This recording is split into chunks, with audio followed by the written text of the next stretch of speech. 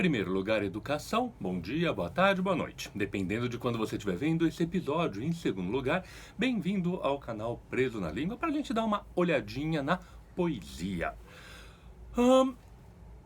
Essa classificação aqui, que eu vou querer usar em 3 episódios geminados, ela foi muito famosa durante um bom tempo, caiu em desuso. Uma das grandes questões foi justamente o modernismo brasileiro, que fez uma enorme reconsideração do que era válido, do que não era válido, do que era importante, do que não era importante dentro da tradição de poesia brasileira, e jogou por terra a ideia de príncipe dos poetas brasileiros, que foi uma coisa iniciada não diretamente com a Academia Brasileira de Letras, mas que está nesse universo de institucionalização da literatura enquanto uma prática de certo tipo de poder. E nessa ideia de príncipe dos poetas, que logo foi um título dado para o Olavo Bilac, a tradição, a rotina, para usar um outro termo bastante pejorativo, mas muito significativo, a rotina crítica acabou celebrando a tríade dos grandes poetas brasileiros, que seriam todos parnasianos: Olavo Bilac, Alberto de Oliveira e Raimundo Correia. Dessa tríade, cada um deles tinha um soneto que era extremamente significativo, era exemplar. E eu pretendo aqui, ao longo desses 3 episódios geminados, dar uma olhada nesses 3 sonetos mais famosos para a gente refletir um pouco sobre valores de poesia, a beleza das convenções e os limites da crítica também. Vamos olhar para a poesia? Olha pra poesia. Olha pra poesia. Olha pra poesia. Olha pra poesia. Olha pra poesia. Olha pra poesia. Olha pra poesia. Olha para a poesia.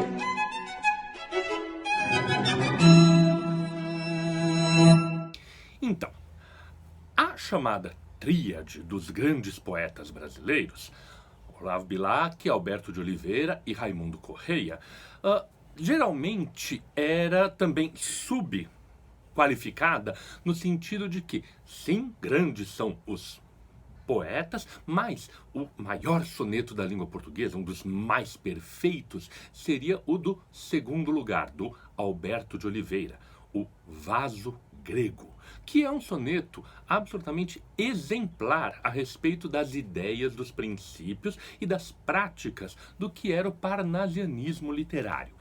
A gente tem várias maneiras de tentar se aproximar desse soneto. Eu vou preferir primeiro ler e depois tirar coisas. Observar o que ele tem para nos oferecer e tirar algumas conclusões, algumas interpretações. Então, vamos direto para o texto.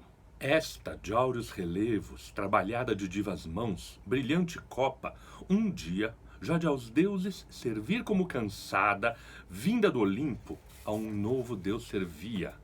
Era o poeta de Teos que a suspendia então, e, ora repleta, ora esvazada, a taça amiga aos dedos seus tinia, toda de roxas pétalas colmada. Depois, mas o lavor da taça admira, toca e do ouvido aproximando-a, às bordas finas hás de lhe ouvir, canora e doce. Ignota voz, qual se da antiga lira fosse a encantada música das cordas, qual se essa voz de Anacreonte fosse. Sim, é um poema complexo, não é um poema que se abra, que se ofereça de primeira ao leitor. Ele dá trabalho. E essa é uma das primeiras coisas que eu acho que a gente pode começar a refletir sobre o parnasianismo. Muito foi falado mal do parnasianismo devido a certo espontaneísmo que muitos dos autores modernos e contemporâneos valorizam. Tudo bem, é um valor. Os parnasianos valorizam outra coisa, não o espontâneo, mas sim o trabalhado, o gesto calculado.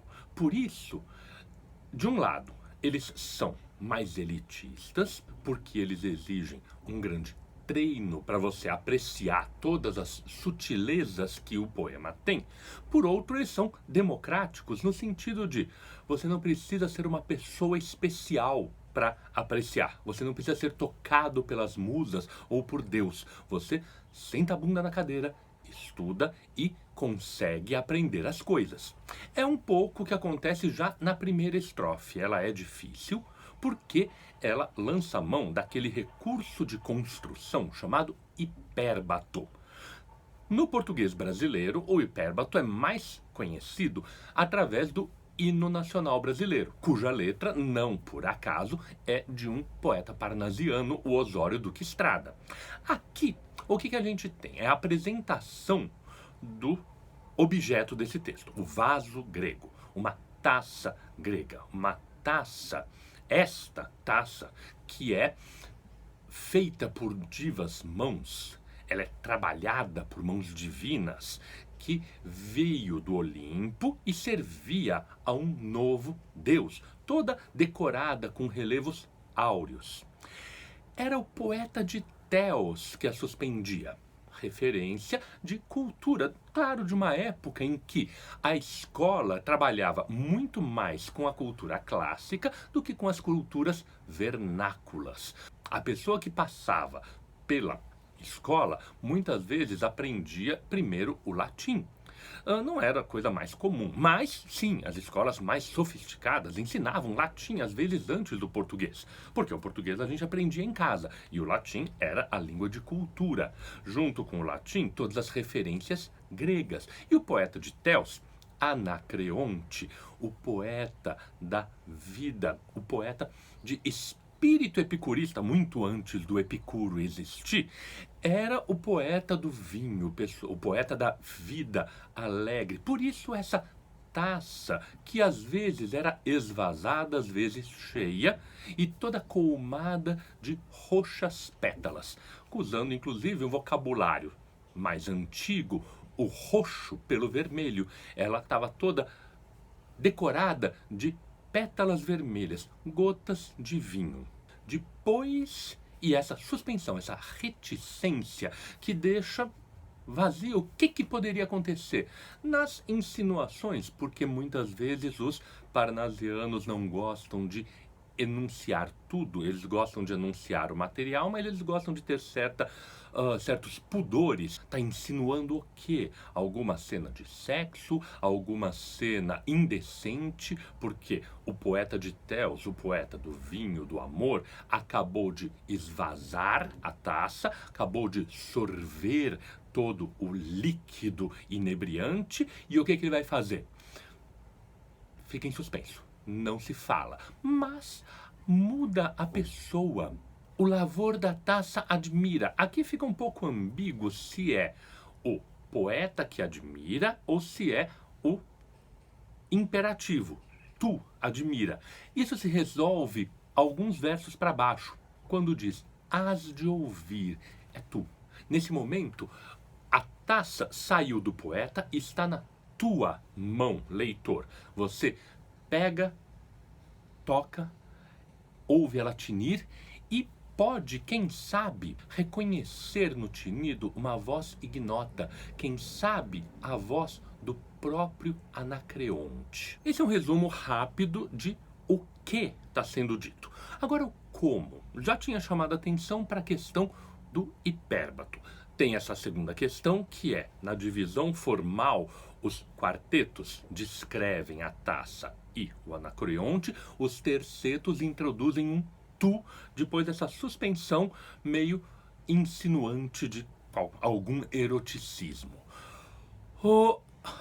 Tu, leitor, agora estás de posse da taça, estás de posse desse objeto de poesia, desse objeto simbólico que vem lá do Olimpo. Tu podes, quem sabe, ouvir a voz do passado no presente. O objeto que, na verdade, você tem diante dos olhos não é a taça. A taça foi descrita. O que você tem diante dos olhos é o poema. O que você está ouvindo não é o barulho do metal daquele objeto. É o som das palavras que estão insinuadas a partir de um texto impresso. Vamos lembrar que os parnasianos já não trabalham como trabalhavam alguns românticos, como trabalhava toda a tradição anterior, com a poesia para ser falada. Essa é uma poesia para ser lida.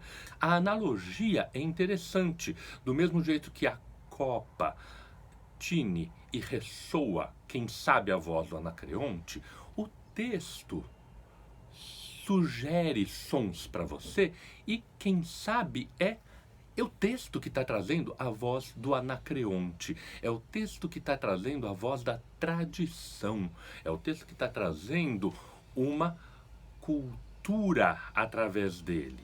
E é uma cultura que você tem condições de acessar, não porque você, de novo, tenha uma sensibilidade necessariamente especial. A sua sensibilidade é cultivada, a sua sensibilidade é trabalhada, do mesmo jeito que a taça era trabalhada por mãos divinas. O que a gente tem aqui é uma quase profissão de fé de que o texto traz vozes, não só a voz do poeta, ele traz a possibilidade do leitor ouvir, e ele traz a voz das referências antigas. No caso aqui, uma referência clássica, porque o parnasiano quer resolver essa questão do equilíbrio, a questão da expressão de uma vivência. Essa vivência extremamente materializada na descrição física, na descrição sonora, nas insinuações, mas principalmente nas referências. É um texto que se abre, sim, não de imediato, mas que permite o acesso. E a partir disso, só para encerrar com uma pequena anedota, reforça a ideia de que a gente pode, com esforço, compreender e dominar a poesia.